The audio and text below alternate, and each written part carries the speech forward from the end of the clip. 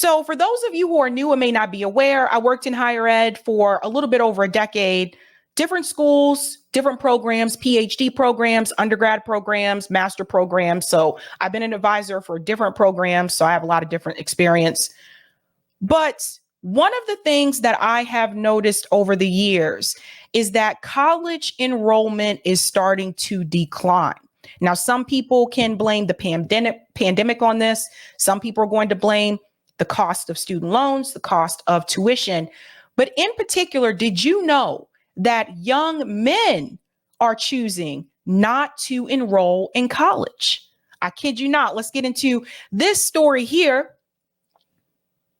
Why are so many young men abandoning college degrees? Let's get into it. A large number of men are foregoing college, leading to an alarming gap between university-educated men and women, a new study found. The Pew Research Center discovered a large drop in male Hispanic high school graduates turning away from four-year colleges, while 42% were in attendance in 2011. The number fell to 33% in 2022. Now, obviously, I think we can point out one thing in particular that happened between 2011 and 2022, and that would be the pandemic, right? Obviously, that is somewhat of a factor here. White males had a substantial drop as well. While 49% attended college in 2011, the number moved to 40% in 2022. Again, remember in the pandemic here, the gap was significant for white high school graduates, as female white graduates were the most likely to enroll in college at 50%. So why are young men fleeing higher education in droves? Let's get to it. In part, the migration of young men away from college can be explained by a growing and widespread skepticism over higher education and the high student debt it often leads to, experts have said. In 2022, the total number of 18 to 24-year-olds enrolled in college had declined by 1.2 million since its peak in 2011. That coincided with the growing 1.75 trillion of student debt nationwide. Now, let's think about this for a second. Something else happened this year, right? Joe Biden decided to remove the student loan debt moratorium, right? So that means the student loan payments went back into existence. So yes, we are back to paying our student loans again. But also, all this talk over college tuition and student loan debt over the past couple of years, it has made some of these high school graduates start to question and rethink actually going to a four-year university. And I'll be the first one to tell you, you don't have to go to college. And you definitely don't have to go to a four-year university. There are other paths that you can take. I've actually said this to other students that I've had before that were considering going to grad school. And I actually told them, well, you don't have to go to grad school. Maybe just get a job first, start paying down some of these student loans instead of taking out more student loans and going to grad school. There are other paths that you can take.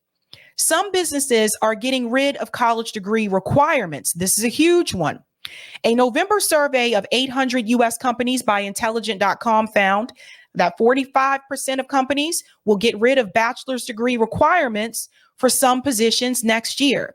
And another recent survey of 70,000 small businesses found that 67% of the surveyed employers believe college graduates aren't prepared for the workforce. I can second that. Part of the problem that you see with a lot of these universities, some of the courses that are offered at universities actually do not benefit you in the workplace. It just is what it is. I mean, art history, unless I am an art major and I'm trying to be an art historian, which is not easy to do, and you're going to have a very difficult time trying to find a job in that profession as well. Art history really isn't going to help me in the workplace. That's not really giving me that experience. And the number of tests, exams that I had to take in undergrad, great. I did well in those exams. I did well in college. But how many of those exams actually prepared me for the workplace? The reality is most of them did not. My experience for the workplace came from internships. And that brings up another question. Internships. A lot of internships that are offered today are non-paid. So for students that take out student loans and they're not coming from families that can pay for their tuition outright, those students coming from working class families really do not have the luxury of accepting an unpaid internship. They have to work. When I was in undergrad, I had to work. I had a part-time job. I had a part-time job when I was in high school. What that shows you is that most of the internships, because they are unpaid, are going to kids that are coming from well-to-do families that can afford to take a job where they are not being paid. And I've called this out before. All internships should be paid. Everyone should be paid that are doing these internships, because it's really not fair to students that are coming from working class families. But that's where I got my work experience, not from those exams and not from most of the courses that I took. Now, there are some majors where that's going to be different, right? Obviously, if you're a nursing student, you're going to get some hands-on experience because you have to do clinicals. So you have to actually have that. Obviously, if you're a law student, you will receive some hand-on experience. But for a lot of the majors that are offered in undergraduate universities, you are not getting that hands-on experience unless you do an internship outside of the university. The higher ed system has worked itself out of a job. That's coming from Red Balloon CEO Andrew, by losing focus on the mission of preparing their students for their career. They've become a non-factor or even a negative factor in helping job seekers find a job. When I see this phrase non-factor, it reminds me of Kenya Moore from Real Housewives of Atlanta. There was an episode where she said, "You are non-factor." But that doesn't tell the full story. The reduced number of college students is largely led by men, with 1 million fewer young men in college today, as just 0.2 million fewer young women compared to 2011. Overall, only 39% of young men who completed high school are enrolled in college, down from 47% in 2011. A lot of men don't see the point of a degree when it's so expensive, and they feel a lot of nihilism about their job prospects post-college. That's coming from Athena Khan, the CEO of career and technical training platform Dreambound. Men might be more likely to feel a bachelor's degree is not necessary for career success. That's according to a Pew Research study from 2021. And also, I want you to think about this as well. There are other opportunities besides attending a university. There are trade schools. There's community college. A friend of mine from high school went to community college for 2 years, became a dental hygienist. She was making more than me years later, still made more than me. And I went to 4-year school and I had a master's degree. Just something to think about. And I also wonder about some of these trades, right? I'm thinking about people who are construction workers, plumbers, electricians.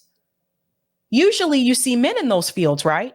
Well, you don't have to go to a university to do those jobs. So that's something to think about. It goes on to say the labor shortages of the past few years have hit the trades harder than other industries. High school grads, particularly men who are attracted to the trades, are finding that they can earn good salaries without racking up tens of thousands in college debt. And this brings up another question, guys, I want you to think about.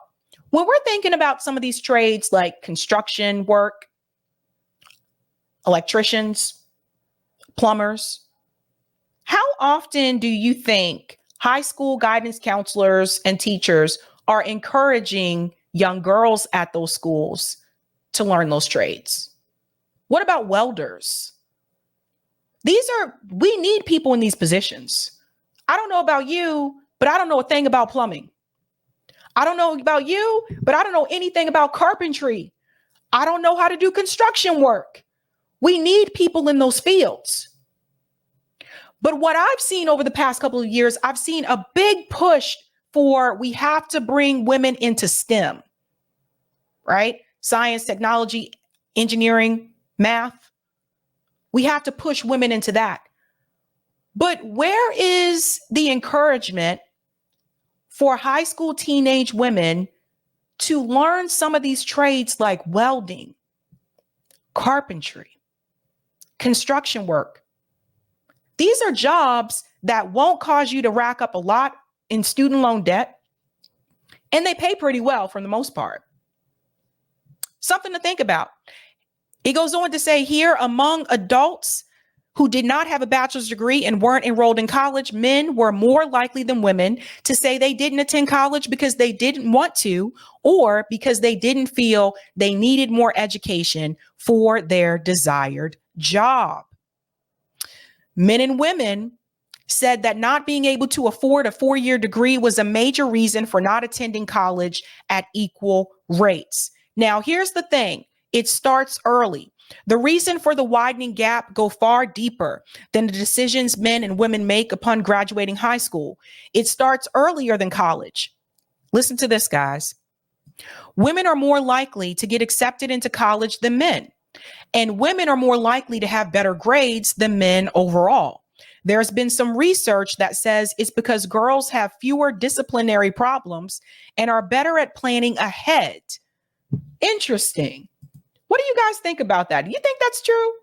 For my men in the chat, do you think that's true? Do you think that girls tend to have fewer disciplinary problems than boys when in school? Something to think about. As fewer men attend and graduate from college, there's an ongoing concern this could stifle men's estimated career earnings over time. According to Georgetown University study, college graduates earn $1 million more in earnings over their lifetime compared to those who did not graduate. But, I see different answers here in the chat. Gamer said maybe. Michael said yes and less ego. Golden Monarch said, I'm afraid so, Sabby. Eric said, not exactly, Sabby. Cool Blue said, females mature faster than males. Interesting. Well, it's not just a problem with men. We're going to talk about college decline across the board, because it's not just this issue with men choosing not to attend college. The decline is happening across the board. Let's get into this clip here from ABC. Now to higher education. Over the weekend, many high school seniors had to pick which college they'll attend next fall, or if they'll go at all. Tonight, we take a look at a new study showing a drop in college enrollment this year by the numbers. Overall, spring enrollment is down 5.9% compared to this time last year. That's according to the National Student Clearinghouse Research Center. Community college enrollment is down an even steeper 11.3% nationwide, and associate degree enrollment is down 10.9%, according to the Research Center. College enrollment by younger students age 18 to 20 dropped more than 7%. That's the biggest decline of any age group. Meanwhile, enrollment for bachelor's degrees dropped by only 2.2% this year, far less than for other types of degrees. And enrollment for graduate degrees, including master's and doctorate degrees, actually increased by 4.4% nationwide. Hi, everyone.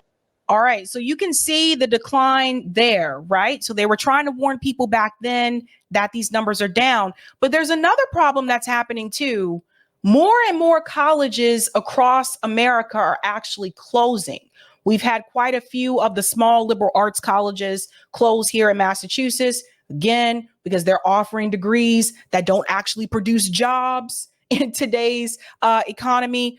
But you need to see this. Let's go ahead and bring in this clip here. I'm actually gonna, yep. Picture this. You are an 18-year-old college freshman out navigating the world for the first time.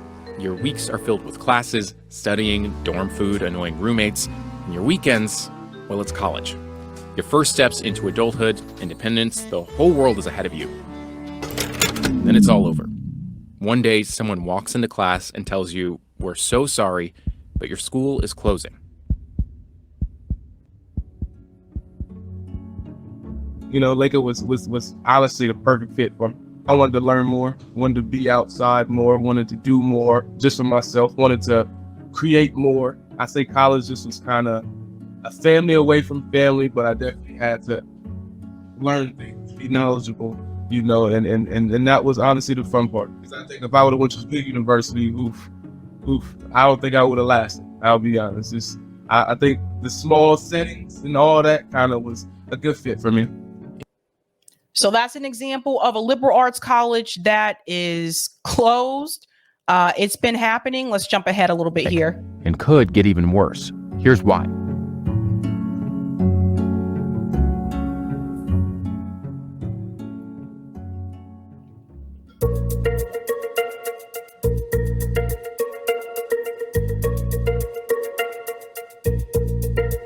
Lincoln College is one of 91 U.S. private nonprofit colleges that have shut down or merged with another school since 2016, affecting more than 60,000 students, just like Diva'sDoodles.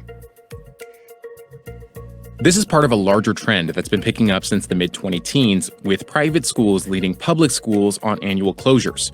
That's not including private for-profit schools, which made up more than 80% of college closures from 2004 to 2020. That's an entirely different issue.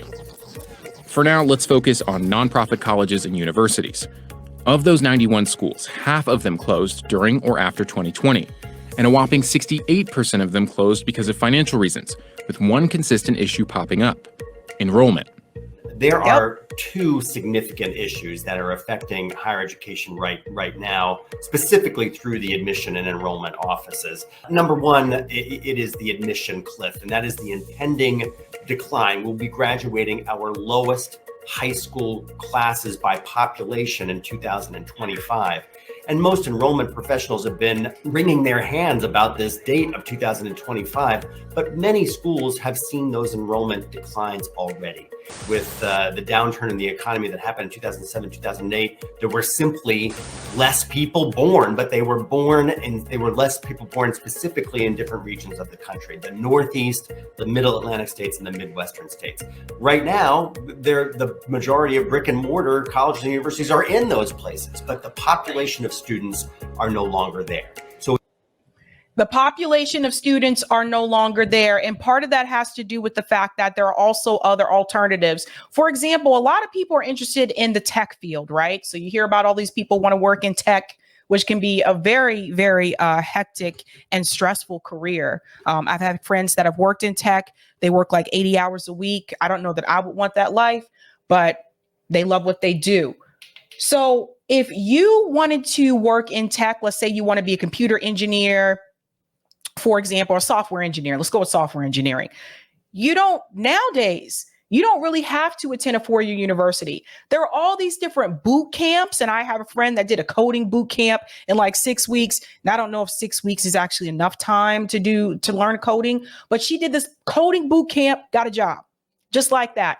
There are also companies like General Assembly where they can teach you how to learn basically just what you need to know for that position. If you want to become a software engineer, you can focus on that at General Assembly, and you don't have to take all these extra classes like English 101 and the three histories. And like I had to take these things, 3 different history courses and all that kind of stuff.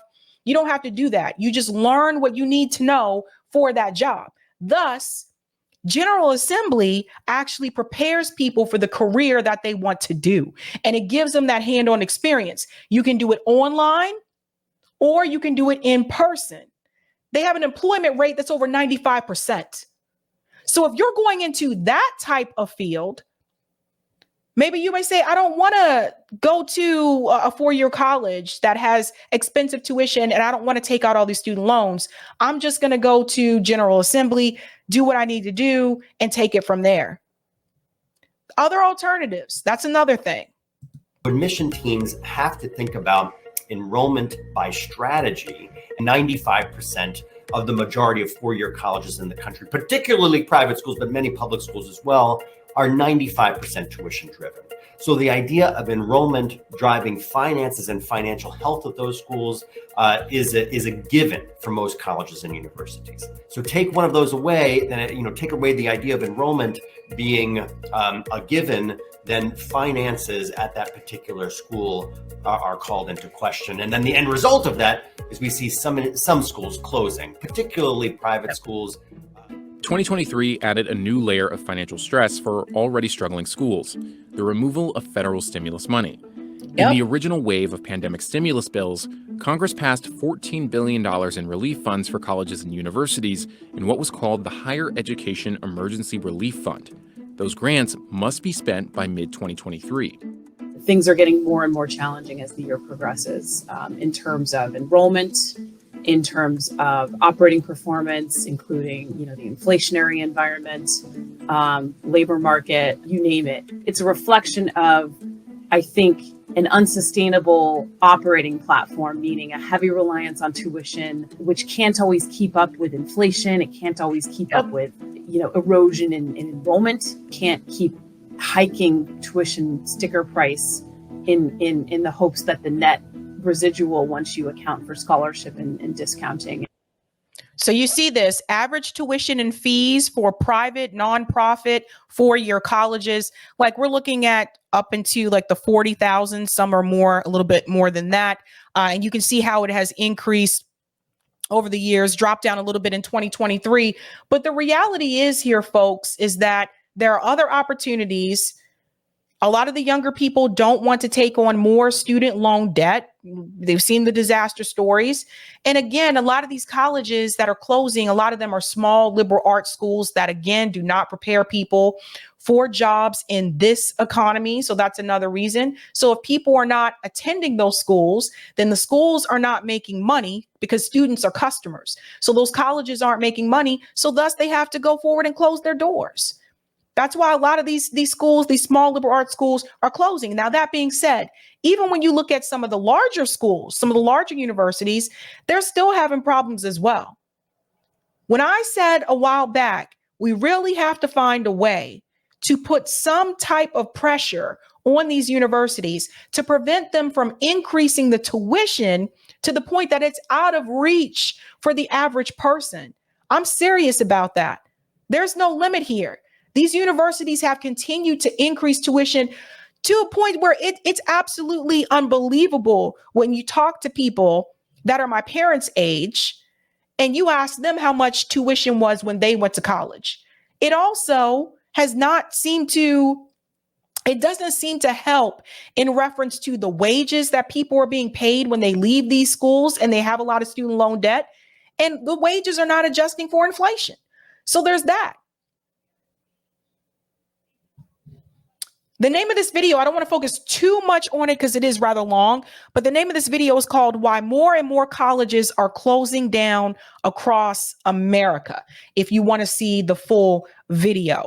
But this is a sign, folks, and I've said this before, that when you start college, you have no idea that the field that you want to go into is still going to be profitable by the time you graduate from college. I remember when people were majoring in PR, public relations, right? Then we hit a recession. Guess who starts laying people off? PR companies, advertising companies, right? They're usually first to go. And people that go into positions that are HR positions, those people are usually first to go. So you really don't know. You don't know what is going to happen. Richard Wolff said that a recession is usually due to happen in this country every 4 years, which means to tell you, if you're going to school for 4 years, there's a slight chance that possibly by the time you graduate, we could be entering a recession. One of the fields that they mentioned, thank you so much for that, Rick says, is, oh, where did it go? Someone said, Sebastian, is social work relevant? Thank you for bringing that up, Sebastian. That's another field that I feel like it's needed. You need people in that field in social work, but social work is another field that is underpaid. I have friends that have been social workers. They require them to have a master's degree, but then they're not making enough to to barely make a living. And that's a hard field to go into. I'm just keeping it real. People kind of look at you as a baby snatcher, even though not everyone that is a social worker removes kids from family homes, just FYI. But that's how people kind of look at you. You have to deal with all different type of personalities, etc. It is what it is. But the point is, folks, the country's changing. And I don't know what it's going to be like 10 to 15 years from now. But if these colleges do not find a way to either maintain the tuition, decrease the tuition, if they continue to increase tuition at the rate that they're going today, the enrollment numbers are going to continue to decrease because the middle class in this country is also shrinking.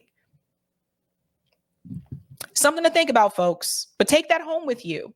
Young men choosing not to attend college. Let's go to some of the comments here. A mountain of debt for a useless degree. Not everyone is cut out for a STEM degree, and the other degrees don't really put people ahead of non-degreed folks. And there are only so many teaching jobs. That's true. Thank you, Andre. My biggest regret is not going to college. In college right now to become a physicist at 45. Well, you know what, Andre? You do the damn thing. You know why? It is never too late. Never too late to go back. Thank you, Sailor. Love your show. Thank you. Thank you, Eric. Unless you plan to major in anything STEM related, I would suggest staying away from four-year schools. And Eric is a teacher, for those who are not aware. Thank you, Cool Blue. Females may mature faster than males, in part due to biological clock. They have less time to waste. They want to get to building a life as an adult. Interesting. Thank you, Sparky. 100 years ago, Ladies' Home Journal recommend women marry white-collar men so they wouldn't need to do as much laundry. That's funny. College presumably increased the likelihood of a white-collar job. It's a good point. Thank you, Cool Blue. Some people get a degree with little or no marketability. And thank you, P. Smith. Mike Rowe Works gives scholarships to trade schools. Interesting. And thank you, Sparky. Even in the 80s, many Fortune 500 company job postings would have or equivalent experience next to the degree requirement. Yeah. You don't see that as much now. Now it's just like must have bachelor's degree, right? Aye, aye, aye.